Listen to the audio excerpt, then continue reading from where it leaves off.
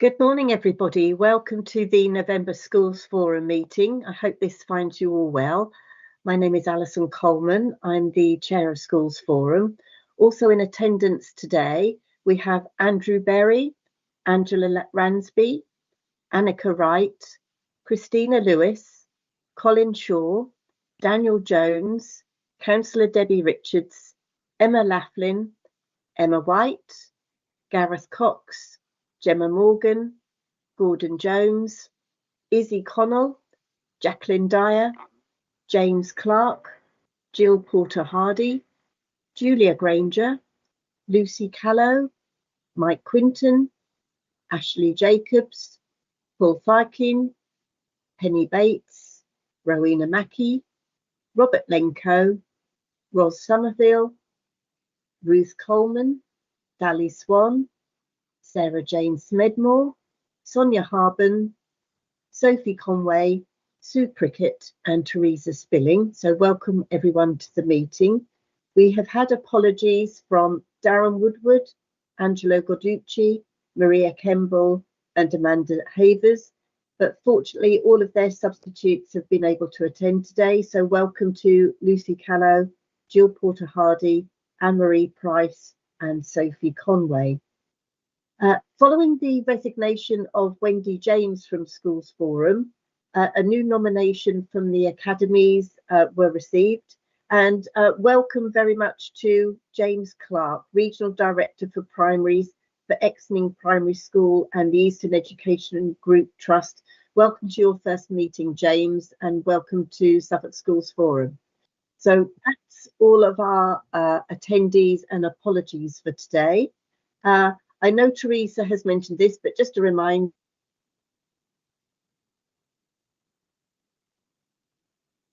on your camera and just say who you are to help everybody know who is talking. And you can also add some information to the chat if you would prefer to do it that way as well. So if we move on to the minutes of our last meeting, which were on the 3rd of October, we could take these page by page for accuracy and matters arising, please. So page 1, please shout out to me if there's anything you want to raise. Page 2 and 3, page 4, 5, and nobody has indicated you have anything to raise. I wasn't expecting there to be anything. We didn't have any outstanding actions. So as long as everybody's happy, I'll sign those off as an accurate reflection of our last meeting. Thank you. So the next item on the agenda is the approval of de-delegated budgets for 25-26. Sonia, I'll hand over to you to introduce this paper. Thank you. Thank you, Alison. Good morning, everybody. I hope you're keeping warm on this very, very cold morning. I've got my personal heater blasting at 31 degrees, so I'm toasty warm right now. The approval of the de-delegated budgets is a paper that comes every year. Just as a reminder, it's a paper that is only relevant to those representing the maintained school sector. Academies have their own arrangements, usually within their trusts, how to manage these services. By de-delegating the recommended element of an individual school's budget to the local authority to provide the services as attached, schools will benefit from economies of scale, as some of the smaller schools would find it particularly difficult to financially manage. For example, this is the one we normally use, if a member of their teaching staff was a trade union rep and they had to fund cover costs without the support of the maintained school estate. As in previous years, service leads from the local authority have provided the detail as to how this funding is used. And other than the trade union service, which is asking for a small increase, the cost per pupil, or in some cases school, where applicable, is the same as last year. So I'll open it up to any questions, and if you'd like to direct service-specific queries to the appropriate representative, if you need any further information that you will find useful. Thank you, Sonia. Does anybody have any questions about any of the elements? Robert, thank you. Can you hear me? Yes, can now, Robert, thank you. I've just joined because of just a nightmare of IT issues. It's Nothing's your turn working. this time then, Robert. It was my turn last meeting. Right, Sonia, can you hear me? I can, Robert, yes. Okay, all right. It's really to do with paper B. The first thing is a message from our principal. Am I echoing? You are a bit, but we can hear you, Robert. Thank you. All right, okay, sorry. From Maeve Taylor, the principal at Thurston, who wanted to say a big thank you for the support from the Standards and Excellence team, who've been absolutely brilliant. She's been working with Nikki Willis, who's made several visits to Thurston, and has created links with other heads, and it's been really useful. And as I met her on Tuesday, she wanted to pass on a big thank you.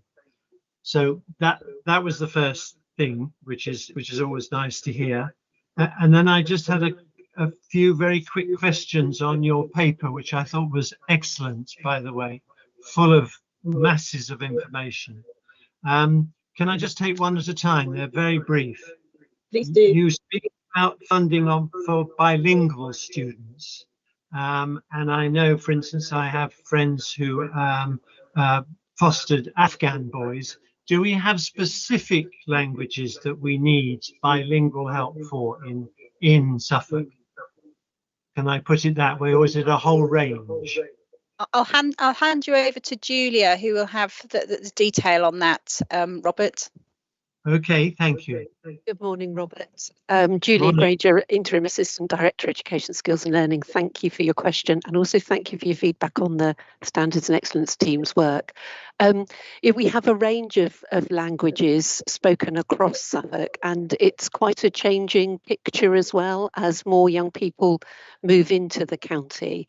So our work tends to be directed at supporting school leaders to share effective practice between them, to network, and to collectively work together to look for the options and solutions to support pupils as well. My colleague Sally Swan is on the call, who leads on this piece of work. So Sally, would you like to add any further detail? No, I would just agree that there is a massive span.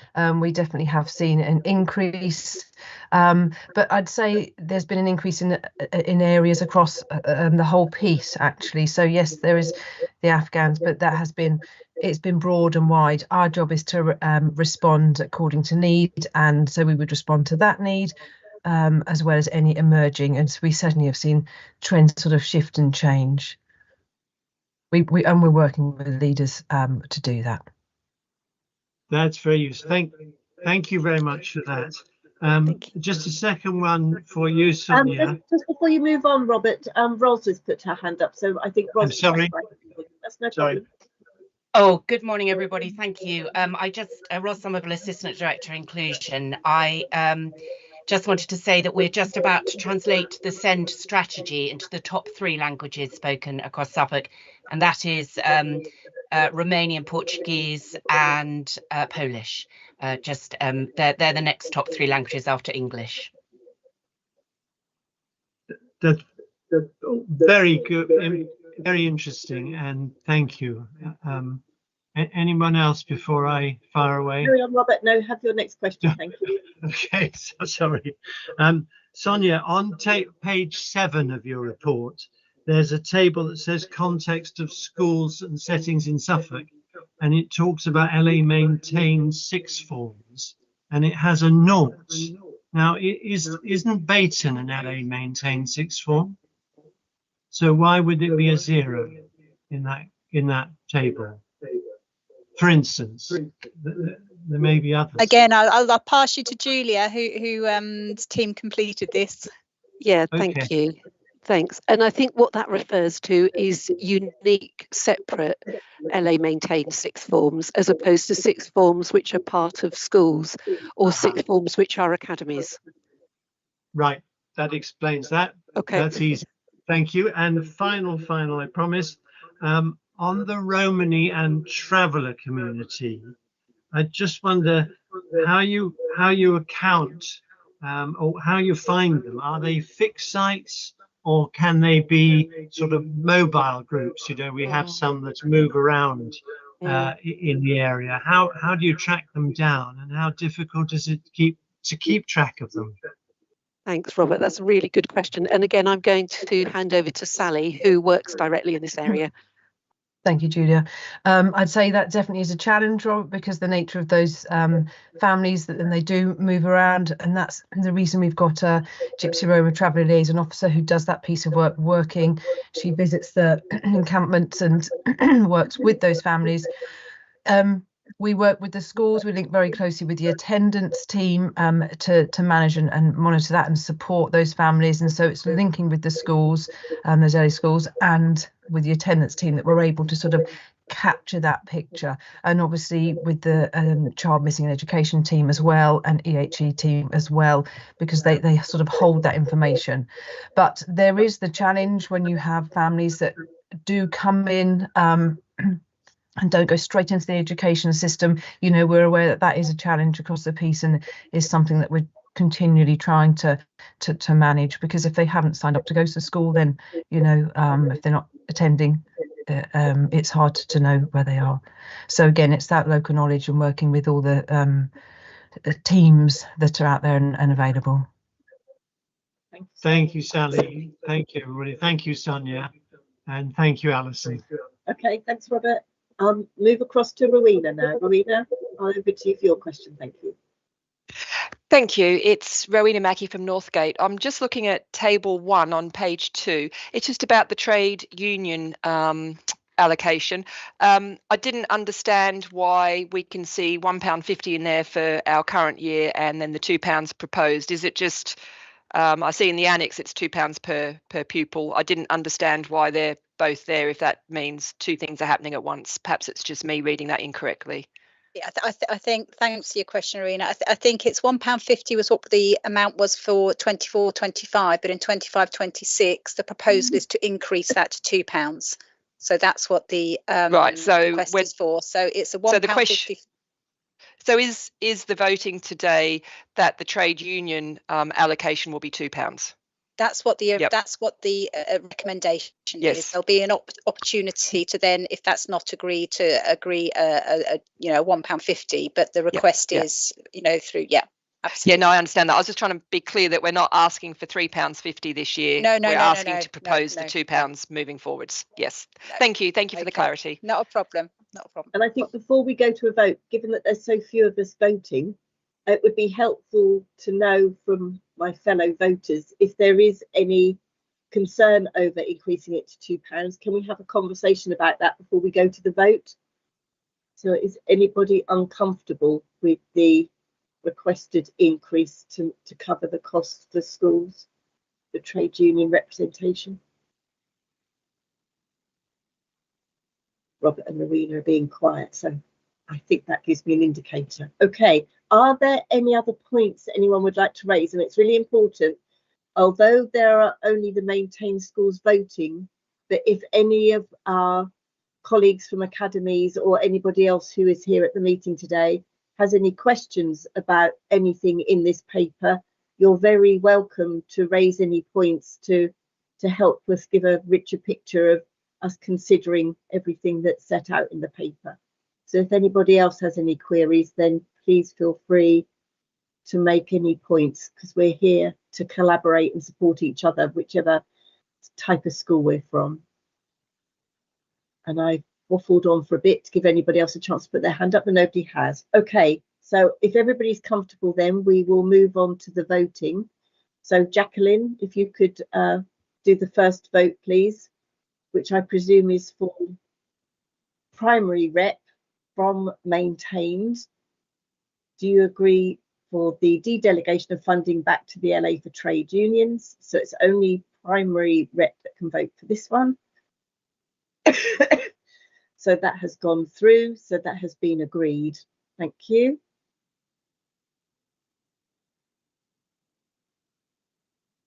So Jacqueline, I'll move on to the next one. So now we have the secondary colleagues. If the maintained secondary colleagues could now vote, do you agree the dedelegation of funding back to the LA for trade unions. You could enter your vote now, please.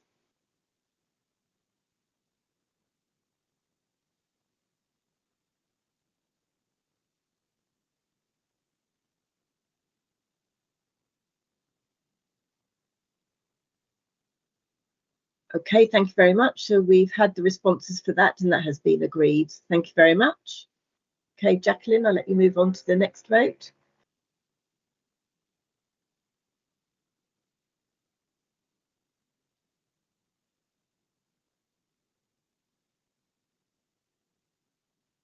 Okay, so this one is for the primary rep. Do you, oh, I've got the trade union one. Oh, no, we don't need that one now. We don't need vote 1A, Jacqueline, because we've approved vote 1. So I'll let you take that one down. Am I to do 2? Are we on vote 2? We're on the, hang on, we're on the votes for the other elements of this paper. I'm trying to pull it up.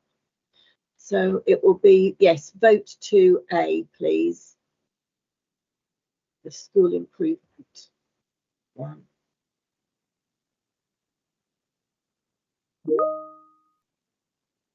Thank you. We've now got the vote up for primary. Do you agree the dedelegation of funding back to the LA for school improvement?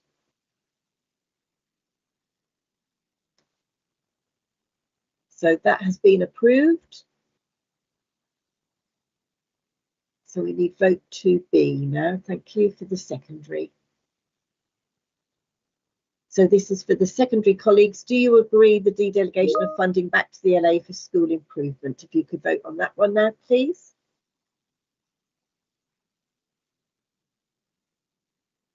Thank you. That has been agreed. So we can now move on to the next vote. Thank you. Which is vote 3A. So do you agree the dedelegation of funding back to the LA for support to underperforming ethnic groups and bilingual learners? And this is the primary vote. So that has been agreed. Thank you. So we can now do vote 3B for the secondary colleagues.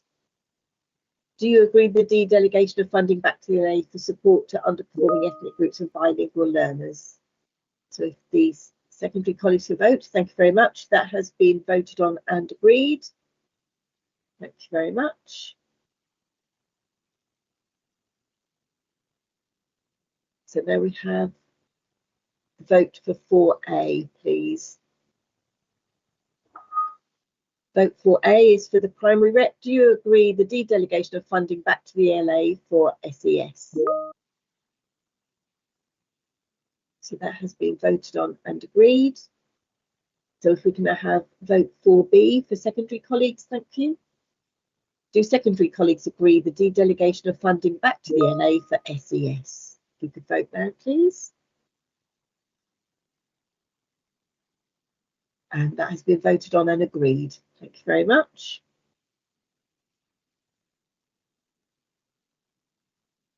Super. I've got my tallying correct. I believe we have now completed all of the voting for paper B. So thank you very much. All of the dedelegated funding from maintained schools for primary and secondary have been agreed as proposed in the paper. Thank you very much. Okay, so we can now move on to paper C, and I welcome Mike Quinton to present the paper, the update on the schools block funding. Thanks, Alison. Morning, everybody. Hope everyone is well. So I wasn't actually going to bring a paper to this meeting because we didn't really have any sort of further information to share with Forum, but there was an update on the 5th of November from the DfE. So I thought I'd just bring something briefly that I can just talk about and answer any questions. And that will just mean that the paper in January will hopefully be a little bit quicker, and we can agree everything and move forward. But as you all know, and any new Forum members, we have been following the national funding formula for the past 7 years. And we are one of, I think it's around sort of 70% of local authorities now that actually follow the national funding formula, based on those unit values that we have in the schools block. So I think most local authorities are getting closer. However, I was at a meeting with our DfE colleagues yesterday, a 4-hour meeting, yes, 4 hours, and it was very detailed. And I think not for next year, but for 26-27, I think they will be looking at national funding formula and potentially some reforms. So I'll just give you a brief update on what I sort of found out yesterday. So I've got some scribbled notes here. So I think the themes that the new government will be looking at are SEND reforms, especially in mainstream schools. So it'll be around mainstream inclusion. There's no further details as yet, but I don't know what that means with regard to sort of different block factors, different unit values, all of that sort of stuff. So, something to look out for. And I think there will be some consultations. So again, I think when we have filled in any consultations in the past sort of couple of years, I think that collective agreement from not only Forum, from LA Maintained Schools and academies, I think if we do it collectively, it does hit home a bit harder. So there could be something around that.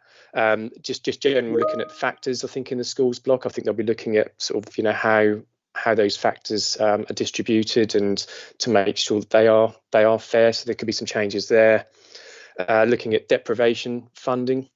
It's a bit of a strange one, that, because as you know, Adachi is based on sort of the free school meal elements, which we think is a good indicator, but then it's also based on those sort of low, I forget what they call, low super output areas, if you like. So it looks at a big area and it works out what the deprivation levels are in those areas. So we know for some of our rural and smaller schools that the deprivation factor doesn't really work, because you'll have pockets of deprivation in rural areas, but it won't be covered through that sort of that methodology, if you like. So some of our small schools really do miss out on the deprivation funding. So they'll be looking at that. And then the other thing is falling roles as well, which I know we've got another paper to look at later on in the meeting. But again, I think falling roles, it's a massive problem. I think the birth rate is obviously falling. I think we need sort of 2.1 sort of average births to sort of make the economy effective, if you like. And I think the figures they were coming out with yesterday was 1.4 is the average at the moment, so that is falling. So there could be some changes over the next couple of years, and obviously we'll keep you updated through this forum and various other forums as well. So I think Andrew's coming in. Yes, Councillor Reid, you have a question or a point to make? Yes.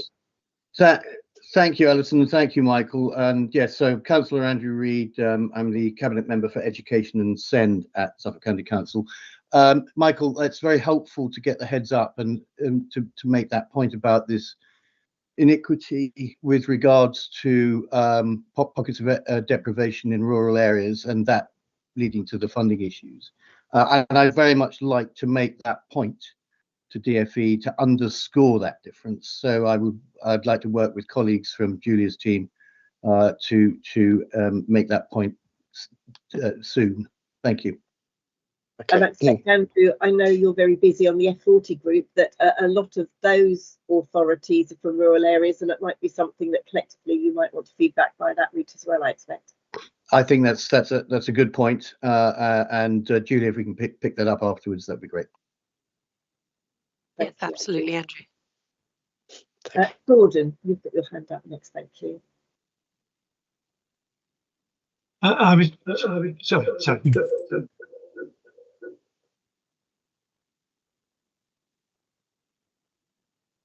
Can't hear you, Gordon. Do you know what? I wasn't speaking because somebody else was. That's why. First of all, on the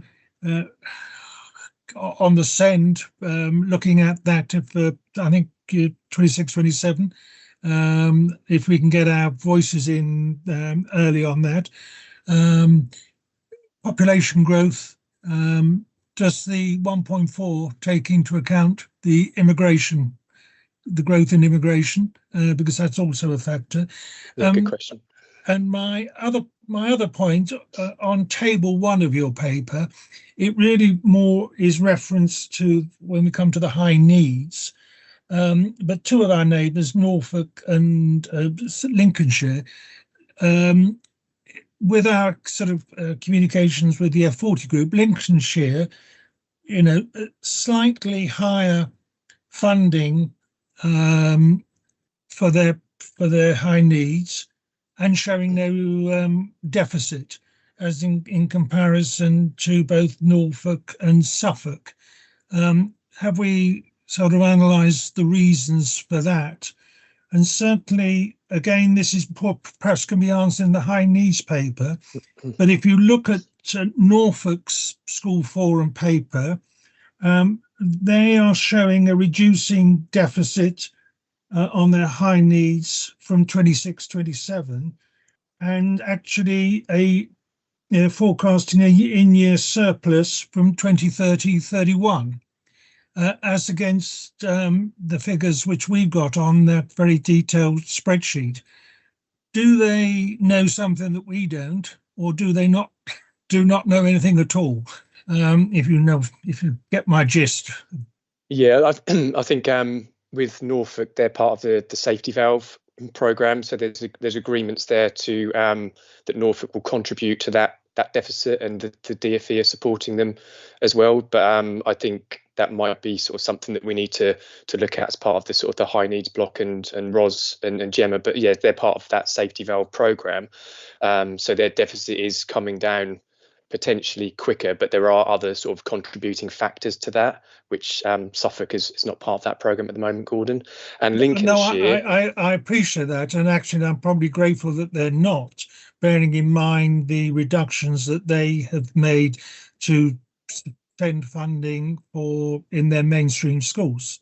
But it should be included in part of the work that we are doing, and sort of the admissions we're going to make to any revised send funding nationally, and finally getting a fairer settlement for Suffolk.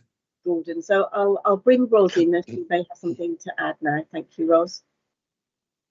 Oh, thank you. Yes, Norfolk, as stated, are part of the safety valve, and therefore have had an injection of money from the DfE against what they are putting in as well, and savings that they have committed to make. And as I understand it, they've actually only received half the money from the DfE because they are finding it very difficult to make the savings that are required in order for the rest of the money to be released. So that obviously we can explore that further with them. However, it might be a little bit more complicated than it appears. That, as you say, what do they know? We don't. They are finding it very difficult to make their savings that they require in order to get the money from the DfE as part of the safety valve. The paper which went to their schools forum actually doesn't show a significant increase in income.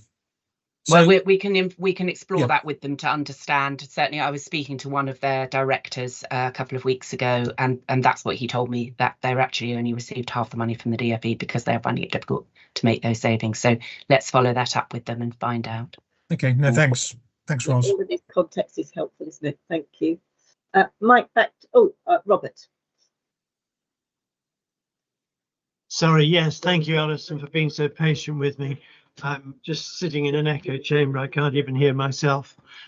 Two things. The recent budget we were quite pleased with at Thurston because we felt it covered a lot of our expenses, the increase in wages and the national insurance. So we were relatively happy with that. That's a minor point. Talking about the falling roles in primary, do you sort of account for hotspots like Thurston, which is sort of expanding into almost a city? I gather the primary school there is already expanded. In fact, I think they're going to build a cathedral in Thurston soon because it's going to become a city. But, we have literally, our numbers are really for next year are looking extremely good. So, places like that haven't got falling numbers, and so presuming you put that into the mix, do you, Mike? Yeah, Robert, Penny can discuss that in the sort of the growth and falling roles paper that we've got in a couple of papers' time. But Penny's aware of that. She's in the school infrastructure team. She's the school planning manager, and she did take a paper to the CYP leadership team about a month ago on those issues. So Penny can just elaborate on that later on in the meeting. Super. Hold that thought, Robert. We'll elaborate on that in a bit. Okay. Yeah. Might carry on with this paper now. Thank you. Yeah, we've sort of gone off a little bit. And just to answer Gordon's question on Lincolnshire, one, I'm not sure why their deficit is, or their sort of break even, if you like, on their high needs block at the moment. But there was a gentleman from Lincolnshire there yesterday, and they are overspending in this financial year between 15 to 20 million pounds. He was saying that they've been quite transformative in their SEND services over the past sort of 4 or 5 years, which I'm not sure if they're just ahead of the curve potentially, which I think in some respects, I think Suffolk were a little bit ahead of the curve compared to other local authorities with some of the things that we were doing. But they're joining the trend of overspending Lincolnshire. So and if we just finish sort of touching on that table at the end, which I said I would bring back to forum, I thought it was just useful so you could see the actual percentage of deficit over the total high needs block income that those local authorities get in. And as you can see, Suffolk are mid-table in that table. It's really difficult, and I said this to Alison earlier in the week, to try and sort of extrapolate deficits, safety valve, what's been contributed to from the DfE, what's been contributed to by local authorities, and also what that block transfer is each year from local authorities. We know some are going above that 0.5%, and some are going to the Secretary of State to take 1%. I think Norfolk have done that in the past, but it's really difficult.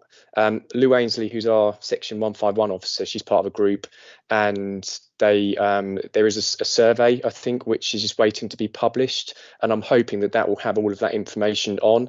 I think it's in the process of sort of being sort of finalised and checked and everything, but say as soon as we have that, then we can share that with forum. Okie doke. So if we, sorry, Alison. Carry on. Okay. Right. I'll try not to waffle on too much longer.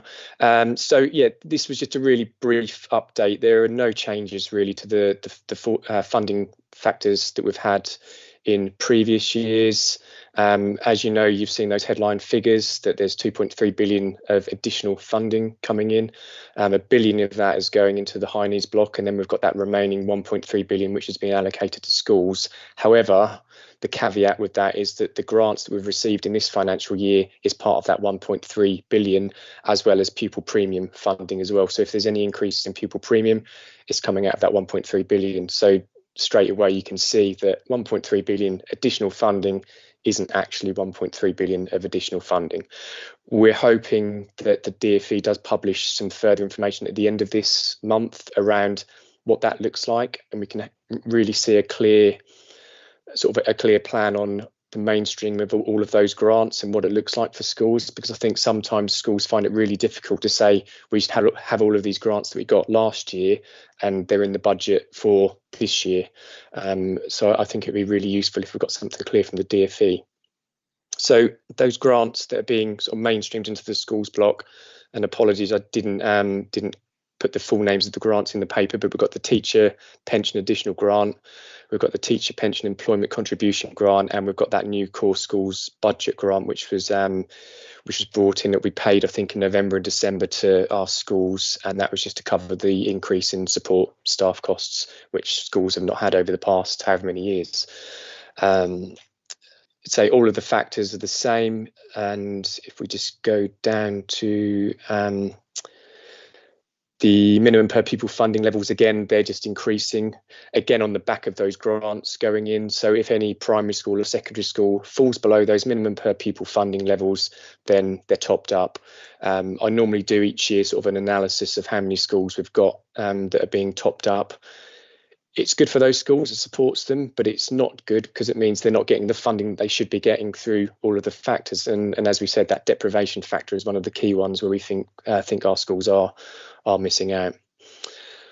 And at the bottom of the paper, there is another table or an annex that I added in, and this just shows what the factors were for 24-25, and then what the factors are provisionally going to be for 25-26.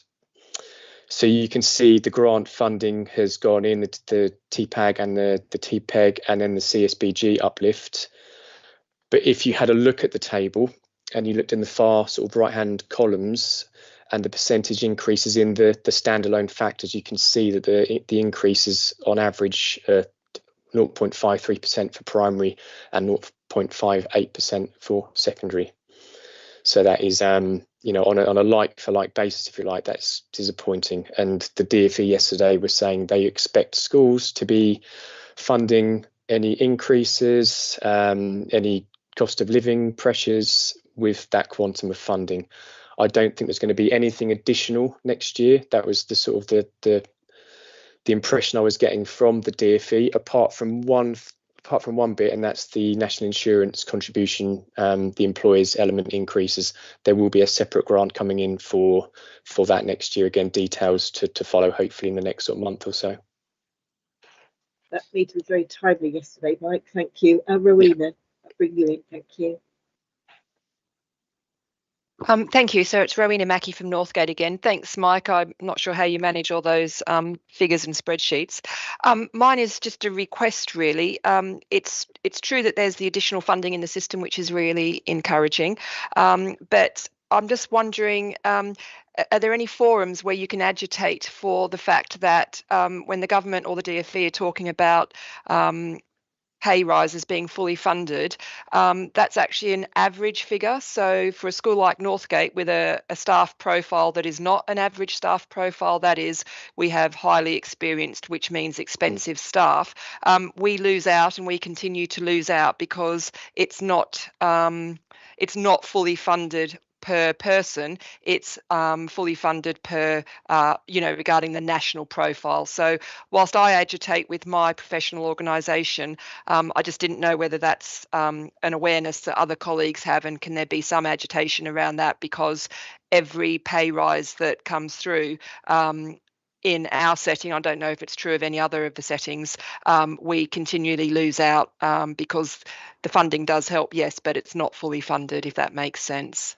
Yeah, it does, Rowena, and I think you're not alone in that. And I think that the funding that we do get in, it never quite fully covers the increases that we're seeing for teachers and support staff as well. So and that's something which was mentioned in my meeting yesterday. And before we all start pulling our hair out, and we've been talking about this national funding formula and moving towards it, there was talk about localizing the formula again, and I don't know if that's going to be part of that sort of, yeah, Alison's laughing there, but I don't know if that'd be part of that sort of reforms that we'll be looking at. And I guess, is there any sort of benefit to having local formula? There is, but then that complicates things again.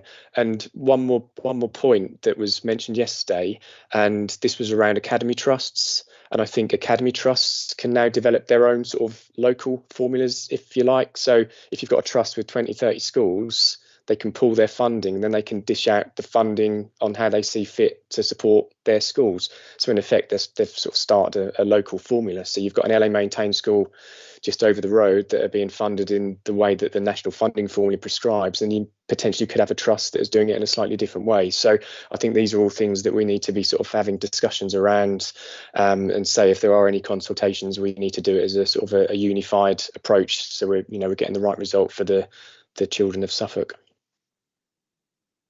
I don't think there's many others left on forum now who were with me in the days when we were voting on 30 different formula factors for Suffolk. So I'm glad I'm sitting down when you mentioned that, Mike. But we'll see. I hope we don't go back to 36. But as I said, that was mentioned yesterday.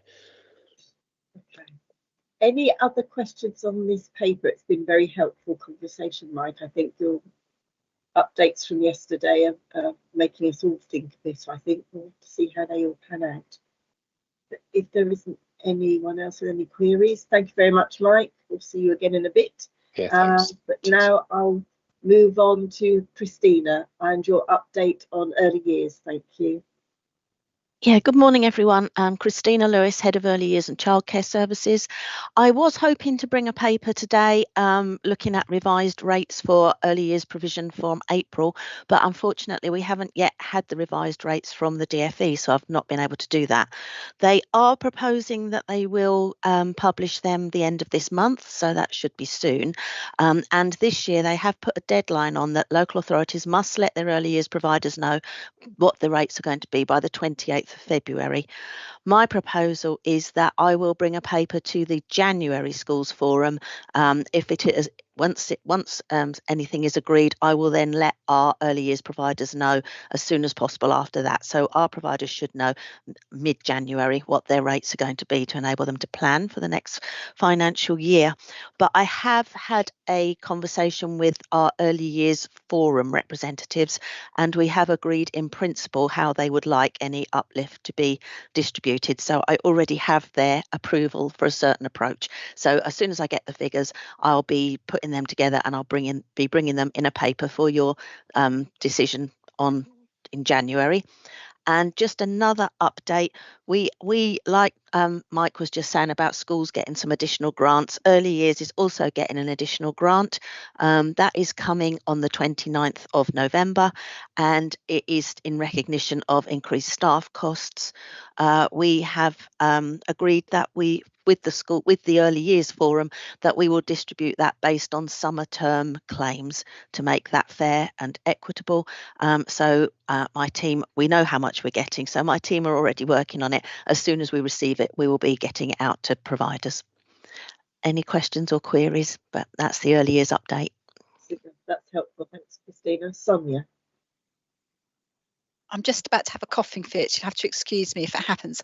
I was in a meeting yesterday with regional DCSs, and early years came up as a real worry for us in terms of the rates, given that we know that early years providers, a lot of their staff are on national living wage.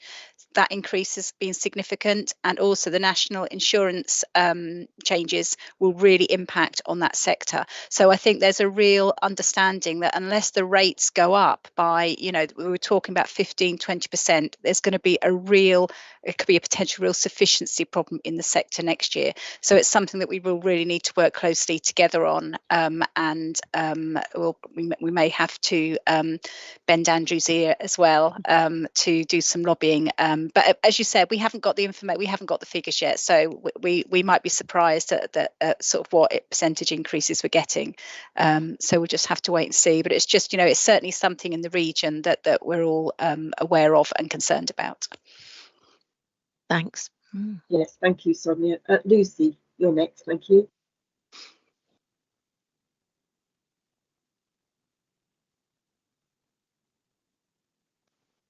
You're still on mute, Lucy. Sorry, error. My name is Lucy Kalo, and I'm deputising for Darren from Unity Schools Partnership. And you'll forgive me if this is a question that you all know the answer to, because I'm new to Schools Forum. The early years additional grant that'll be payable in November. And I think that I understand that it will be based on, is it last summer's provisions? Yeah.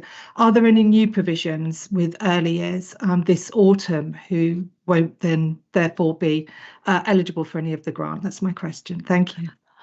Yeah, there will be one or two who've come on stream since in the autumn term who won't be eligible for it. Yeah, but it's based on the summer term because that's what the DfE have based it on, and it was felt that was the fairest way.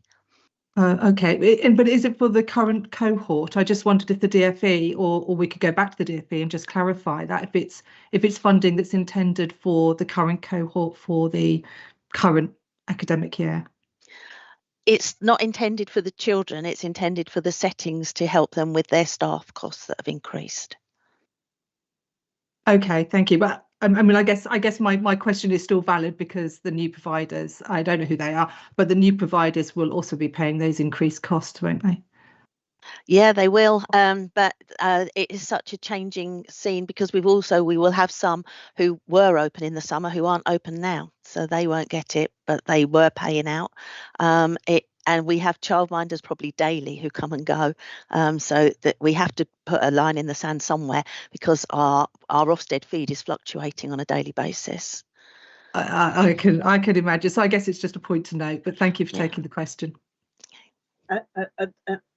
Good luck, Lucy, with all of this. It's a very different environment. The way that funding works for education settings is a joy unto itself, and enjoy the journey is all I can say. But unfortunately, what we think of is logical ways of distributing funding. There doesn't seem to be a logic bone at the DFE. So if you start with the principle that the DFE are not necessarily logical, then that will help you be less frustrated. Thank you. No problem. I'm sure, Christina, you have, coming back more seriously now, that you have some settings, and I know there have been some vulnerable settings for a long time. Are your forum indicating that that you do have, based on Sonia's comment about sufficiency, is that a real concern that you're working on? It is a real concern we're working on, and of course the funded entitlements have recently expanded, and are expanding yet again next September. So we need more and more places, but many of our providers are finding it hard to survive at the moment. So we've got a perfect storm at the moment in early years, I'm afraid.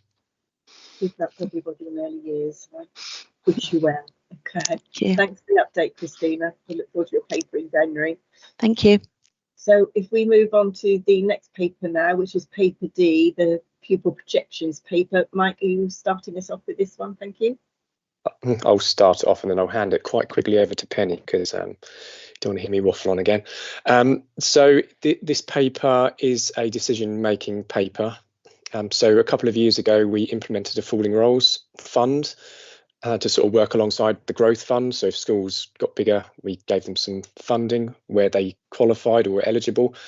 And if schools' roles were falling, but we're looking to get back to sort of pre-falling levels, then we want to have a fund that we could support those schools so they didn't have to do any sort of redundancies or reorganisations and things like that. But over the past sort of 18 months, we haven't actually distributed any funding through the falling roles criteria that we've got here in Suffolk. So this paper is just to get forums agreement to, one, make the criteria a little bit more sort of accessible, if you like, to schools, and hopefully we can pass some funding on to support those schools that need it. And two, we think it'd be prudent just to reduce the fund from £200,000 to £100,000. Excuse me. So that's the ask in this paper. So there is some sort of context around falling roles, what we discussed a couple of years ago. The DFE takes the falling roles information on the school capacity survey, so official sort of surveys that are passed into the DFE. So they will audit the local authority that we're passing on that funding in the right way. So, you know, if schools' roles are falling and they're continuing to fall and they're not going to recover, and we pass funding out, then potentially the DFE could come and say, actually, you're not following the correct guidelines. So we have to be very stringent on what we do. And then the proposed revised criteria. So there's a few things which have been taken out. So the Ofsted judgment has now been removed. So schools couldn't qualify if they were in an Ofsted category. So that's now been removed. And the local planning data has been removed as well, because we're now using that school capacity survey information. But it's also changed the duration of that recovery. So it was only 3 years previously. So that's now 3 to 5 years. So I guess it gives schools sort of that grace period to then grow back to where they were before. So myself and Penny have sort of been having a look at the figures, and we're sort of proposing to say that the total number on roll has dropped by at least 5% between the October census information. The intake of pupils is less than 90% of the school's PAN. I think we just need to have a threshold just in case there are more schools that come to light. And then obviously that schools will recover their pupil numbers within that 3 to 5 year period. I think Penny's done a little bit of work looking at sort of the figures, and I think there's only still a handful of schools that potentially would qualify on the new criteria, but because it's all provisional data, we'd still need to sort of put those through the calculator, if you like, to see, you know, which schools would qualify. And I think what we would also suggest is if the new criteria that we're using is still not being able to support schools, then we could come back to forum to say, actually, we just need to change it again to be able to support some of those schools that are seeing the falling rolls before the rolls increase again. And as I said earlier, I think obviously as part of the reforms, it looks like falling rolls is going to be part of the DfE reforms and what they're looking at. And I did put in point 17 that we were looking to sort of write to the DfE just to sort of understand what their thoughts were on falling rolls, because as I said, this policy or this process of getting money out to schools with the recovery, I think we're finding that lots of schools are not actually recovering. So you know, it is an issue. So if I hand you over to Penny now, who's the school planning manager in the school's infrastructure team, and she's the one with all the detail, and she put together a lot of these helpful tables from point 18 onwards. Over to you, Penny. Thank you very much. Thanks for the introduction, Mike. Okay, I'll just talk you briefly through some of this data. If we first of all start with primary, interestingly, the peak in primary reception intake was back in 2016, with around 8,200 pupils entering primary school in 2016, in comparison to around 7,200 last year. So that shows you where we've started and where we are at the moment. From 2020 to the current academic year, we've seen a fall of nearly 500 primary pupils, and this is forecast to fall even further. So we're looking at a fall of around another 680 pupils to 2027. You'll also see the difference that housing makes to the forecasts, and when we include the planned housing across the whole county, you can see it makes a difference of around about almost 4,000 pupils to 2027. So we will be obviously planning around that housing, and it comes back to a point that was made earlier about at Thurston, where we know there's significant growth, and very often these developments aren't necessarily in the area that we have surplus places. So even though we're talking about falling rolls in many areas, we do still need to carry out expansions and in some cases new schools where we've got the sort of quantum of growth that can't be accommodated within the school capacity that already exists in an area, or where we're seeing a large new development of, say, thousands of houses. So that is still required, and Thurston is one of those areas.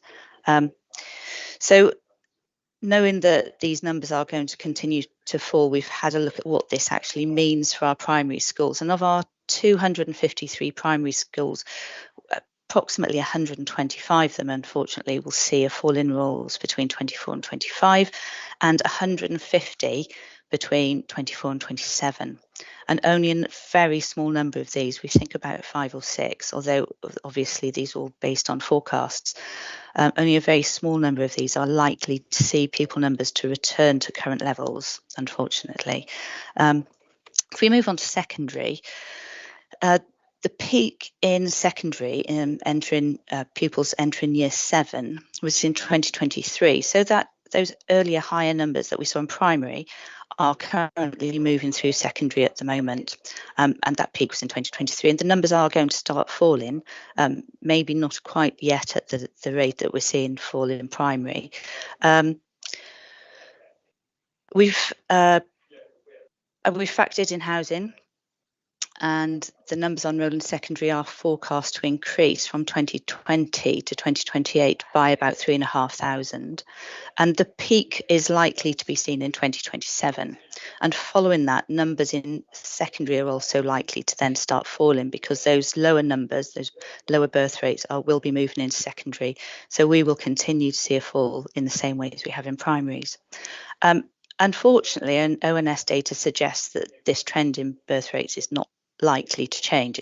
It's continuing, and we distribute annually pupil forecast to all schools. Primaries are normally sent out in June and secondaries are normally sent out in January.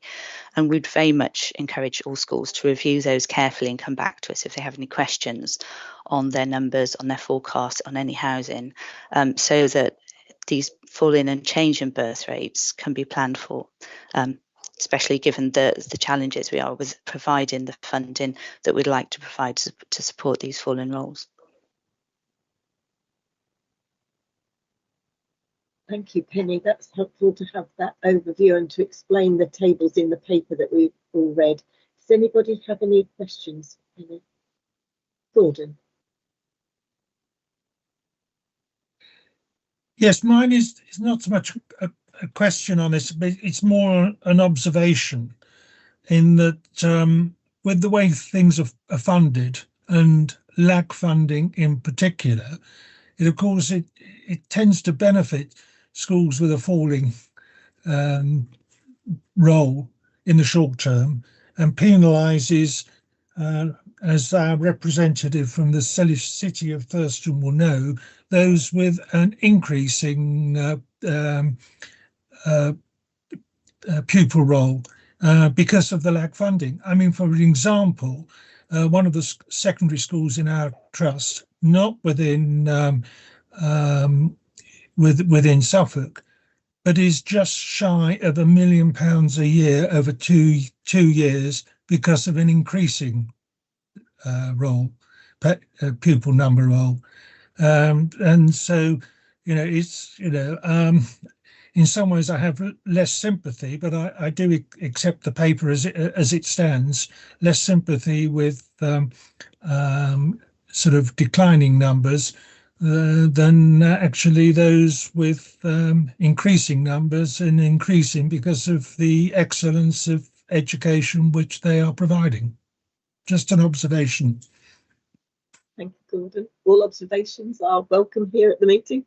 I think some of the thinking, though, behind the need for supporting schools with falling roles is that they will have a falling per pupil income, but they've still got to deal with needing an existing staffing number.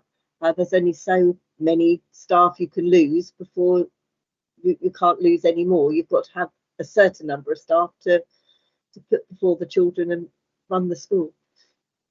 Any other points? Emma, thank you. Hi there.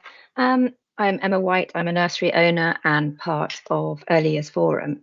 I'm guessing that this data is national. Is that correct? About the falling numbers? It is a pattern that's been seen nationally, yes.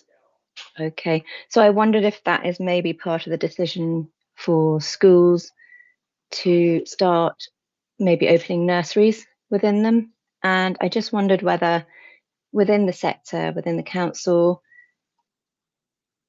providers that are already up and running could be approached to help set up those nurseries, if there could be some kind of collaboration. I know that, often we'd like to expand, but finding sites are really difficult. And as a nursery owner, it's impossible to know where you can find sites. And also, dual kind of investment would I think feels like a good route to go. You guys are able to raise funds that we're not, and then we're able to provide a service that perhaps would be possibly inefficient for schools necessarily to run, because it is expensive and the rules around funding and private income. I'll bring in Christina. Christina? Hi, yeah, thanks. The school-based nursery programme is in its first phase at the moment, and schools are applying, but they have to prove that they are I'm sure it is partly due to the falling birth rates, because they have to show that they are repurposing an existing part of their building. It's not to build new buildings for them. It's to repurpose any surplus space that they have. And the funding is only up to 150,000, which you can't build much with that. So you have to have the existing space. But it is not necessarily that the schools have to provide the setting. They can provide the space. They can choose if they would like to provide the nursery provision themselves, or if they would like to partner with another organisation, as in the sort of partnership that you're discussing, Emma. So if you know of a school locally and you think that there's a need, you might want to approach them to say, are they considering developing a new nursery under this scheme, and could you work together? We don't have a brokerage role in it, though, at the moment. It's fully driven by the DfE at the moment. There's no role for the local authority, apart from we get to say, if Pete Mumford, who works in Penny's team with Penny, gets to say if he thinks the site that's being proposed is appropriate, and I get to say if we need the spaces in that area, because we would never say we would support it if it was going to jeopardise an existing provider. Does that cover it? Yes, it does. But just on that last note about it jeopardising other nurseries, I don't think that's necessarily the case. Our Ipswich school opened a setting right beside me, and it hasn't affected my numbers at all. Where there is need, people will travel to it. Most of my parents don't actually come from around me. They all drive to me for good quality education. But thank you for everything else. Thanks, Christina. Thank you. It's a dynamic space, obviously, at the moment, all of that. Thank you. Any other questions about pupil numbers and places and falling roles? Sorry, Alison, I've just got one thing to add, and it might be something that, and this was something that I picked up yesterday, Penny, and this was around the increase in VAT on private schools. So again, I don't think we quite know what the impact of that is going to be on state-funded schools. So, will there be an influx of pupils from private schools coming into the state sector? So I think the DfE are doing a bit of number crunching to see what the impact of that might be. So it could be good news, because it might be that schools that are not full could get more pupils and we get more funding. But we just need to sort of keep an eye on that and see what the impact is for schools in Suffolk. And we do have a group that's monitoring that currently. I think there's not a huge amount to report. We are monitoring the number of applications that are being made and the number of inquiries. What we obviously don't know is the number of applications directly made to academies, but we are monitoring it. Thank you, it's helpful. Any other points before we go to the vote on this paper? Okay. Jacqueline, I'll let you launch the vote then. Thank you.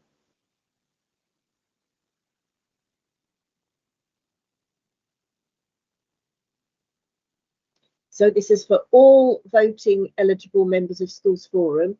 Do you agree to amend Schools Falling Roles policy to ensure that the funding can be utilised? Can all voting members cast their vote now, please?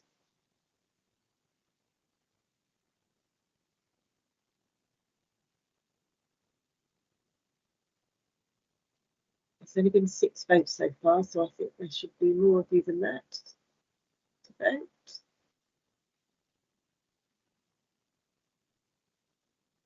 Any other votes?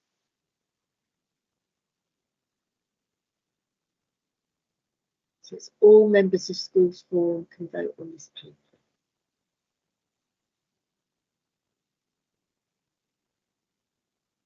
Okay, I've had a couple come into the chat as well, so we will record those. So all of the votes have been in favour. So that has been passed. Thank you very much. Okay, thank you. So we move on to the next item on the agenda, which is high needs funding. Gemma, over to you for your update. Thank you. Thank you, Alison. Good morning, everybody. My name's Gemma Morgan. I'm the Head of SEND Funding and Provider Services, and I will take you through my paper. which is paper E. So this is an update on the high needs funding position, and also we'll move on to at the end the decision around the schools block contribution.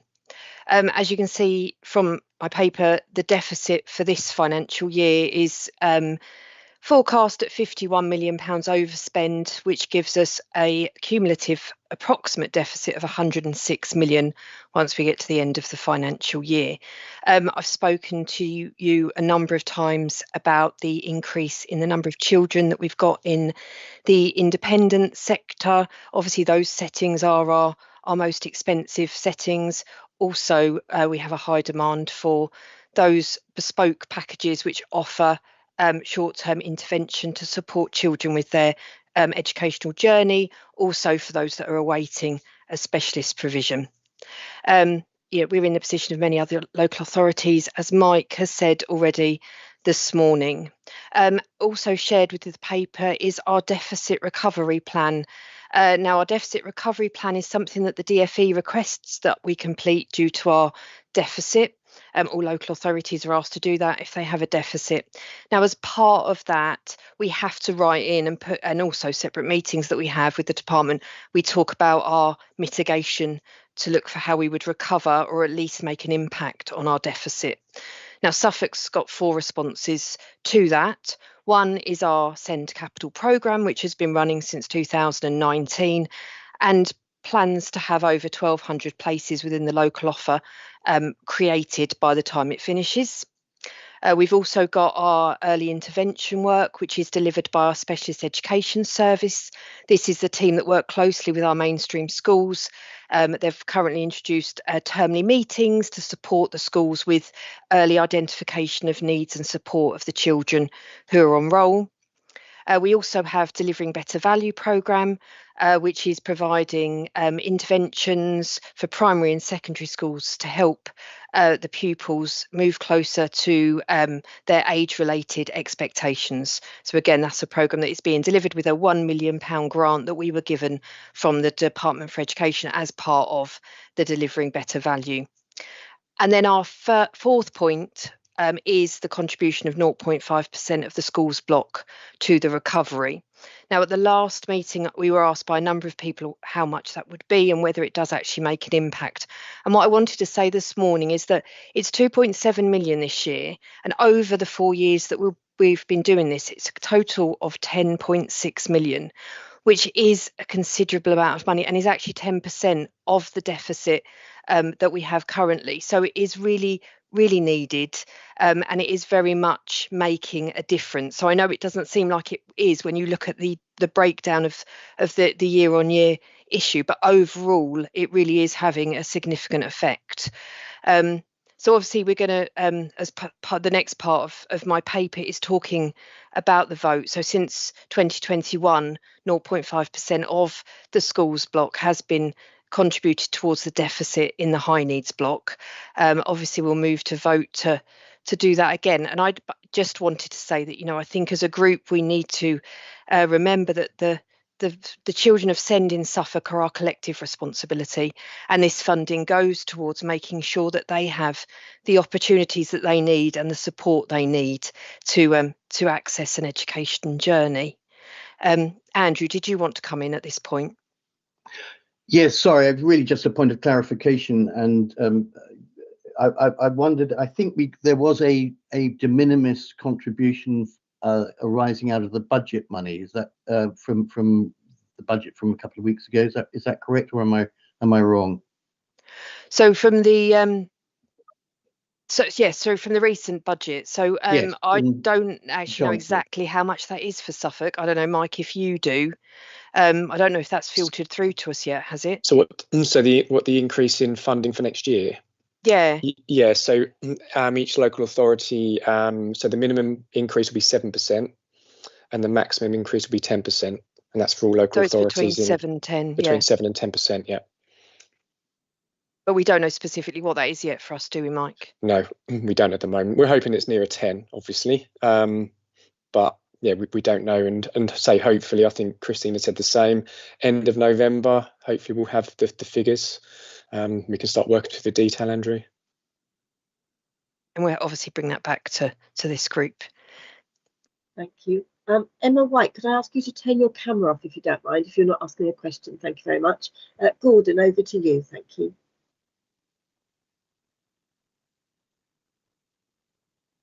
You're on mute at the moment. Mute, Gordon. Whether it's 7% or 10%, it is 7% on an extremely low and inadequate figure. So we shouldn't disillusion ourselves. Whilst any money is welcome, the correct amount of money will be even more welcome. Absolutely. Yeah, well said, Gordon. Thank you. Yes, because Gemma, I don't know if you've got the figure in your mind what the percentage increase in your costs have been over the last year. That might not be a figure you've just got to mind, but I'm sure it's more than that. Yeah, no, oh, absolutely. I mean, we've I mean, as Mike said in his paper, I think we're almost at 50% of our budget we're overspending by, and it's been and the cumulative deficit has been over the last 4 years. So we've spent over, I would suggest it was probably more like 30% last year, and it's gone up to 50 this year as of the overall budget that we're overspending by. Indeed. Robert, your hand is up next. Thank you. Thank you, Alison. And Gemma, thank you for your paper. Just waking up this morning to the news that 83,000 suspensions and exclusions had sort of rocketed. I just wondered if the spread in Suffolk between the primary and the secondary sector for special educational needs. Because obviously it's quite scary that primary needs so much more support now for such young children. So, I mean, that's some analysis we can do. I don't know off the top of my head, actually, Robert, because obviously what we do is we have high needs funding for all of our settings across mainstream, primary and secondary. But whether the levels or the amounts change over between the two, I don't know, but I can find that out. And by all means, bring it back to the group. It's a piece of analysis that we can definitely do. We've got the data. So I can bring that back to the next one if that would be helpful. Well, it would. I just feel it's a frightening trend, you know, if the needs are starting at such a young age. And obviously it's going to go through the whole system and just overwhelm us. But if you could bring it back, Gemma, that would be great. Thank you. Absolutely. And as Christina's just put in the chat, there's also high needs funding in early years. So the trains there set the pattern as well, don't they? Absolutely. Very little children. Are there any other questions for Gemma on her paper? Gordon? It's not a question, and before we go to the vote, I just want to thank Gemma and her team, and actually all those at the council who are involved in looking after our children who have high needs, for all the work that they do under very challenging financial circumstances. I think it would be remiss of us not to recognise all the good work that they do. Thank you.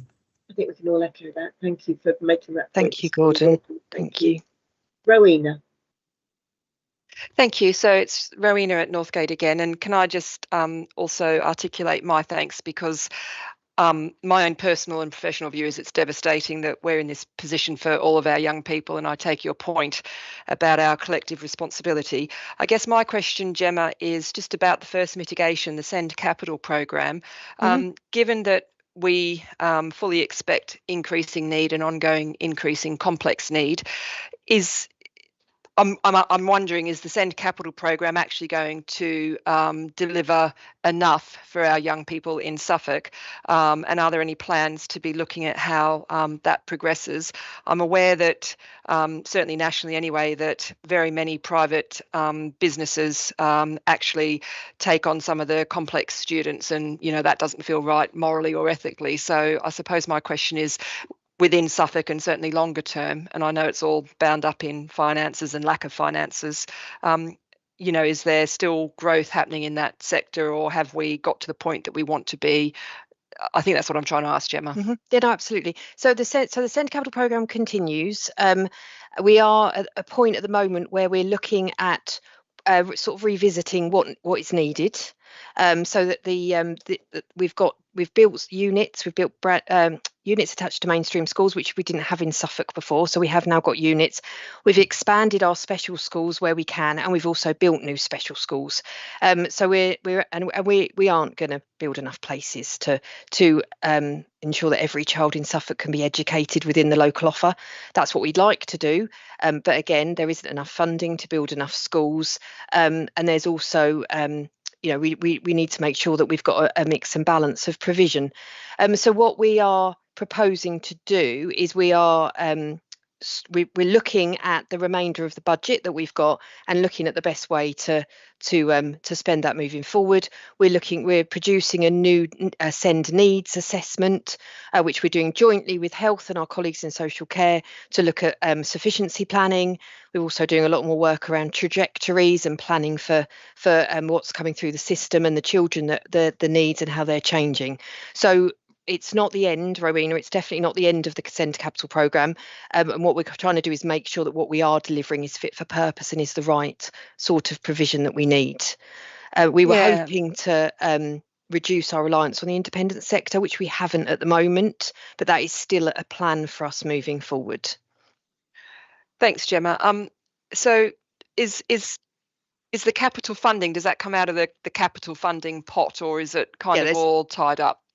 No, it's separate to this. Okay. So I don't know if that's why Mike might have his hand up, but we have capital funding from the Department for Education. Yep. We also have some capital borrowing that the local authority have done in the past, and that's something that we're still using. There's also capital receipts. So if we manage to sell land or buildings, then the money from that can come back into what we deliver across the county. So it's not the case that sort of that high needs funding that might be targeted to an actual child or to our students is used for capital, because we can get the capital out of the capital. We're not actually allowed to spend revenue money. No, I didn't think this is all revenue. We're not allowed to spend that on capital. Yep. So no, there is Understood. no crossover there. Yep. Thanks, Gemma. Thanks, everyone. All these points of clarification that helps everybody. We've got quite a lot of people around the table who haven't been with us very long, so it's always useful to re-clarify these points. Thank you. Mike, over to you. It wasn't a finance question actually that I had, Gemma. It was more of a point around new schools. So this was something that was raised at CYP leadership team about a month ago, and Sarah Jane sort of made this point. If we've got new schools that are being built because of growth in certain areas, i.e. Thurston, then there's an opportunity there to potentially have units as well, which might cut the cost and reduce some of that capital spend. So I think Gemma again is working across teams within CYP to look at that. And for the first time as well, we're looking at the building companies are contributing to high needs provision as well. So it's something that hasn't been happening for very long, but we are starting to ask for the construction companies to make a contribution. They make a contribution to mainstream schools, and now they're also making a contribution to specialist education as well. So that's a real move forward. Super. Thank you. Are there any more questions? Can I just answer that question in the chat, Alison, about the VAT? Yeah. So the VAT, so where we've got children in independent settings, we are as a local authority, we're exempt from paying VAT. So what we do is we claim it back centrally. Mike's probably going to jump in now because I may not have worded that quite correctly, but we don't pay VAT, we claim it back. So if an independent school invoices us for provision, we pay the VAT, but then it doesn't affect our budgets because we claim it back. Mike, do you need to clarify that, Mike? No, I can't clarify that one, Gemma. That sounded good to me. Mine was a different point again. So. Oh, okay. Sorry. So we're not. That is not going to be a 20% increase on our budget for private fees. We have explored that and we're quite nervous that might be the case, but it's absolutely not. So it's all fine. Thank you, Gemma. Mike.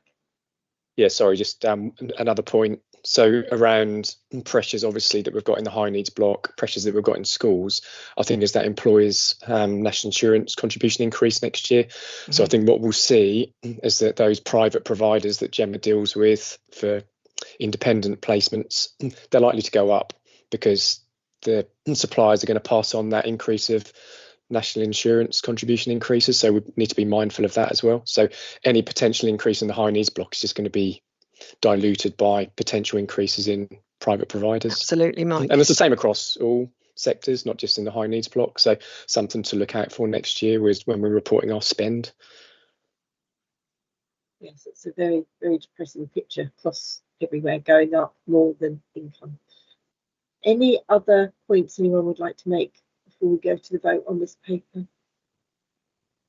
Okay, right, Jacqueline, over to you. I'll let you launch the vote then for us. Thank you. So again, it's all voting members of the Schools Forum. Do you agree to the continuation of the 0.5% contribution to the high needs block deficit recovery from the schools block? If you could vote on that now, please.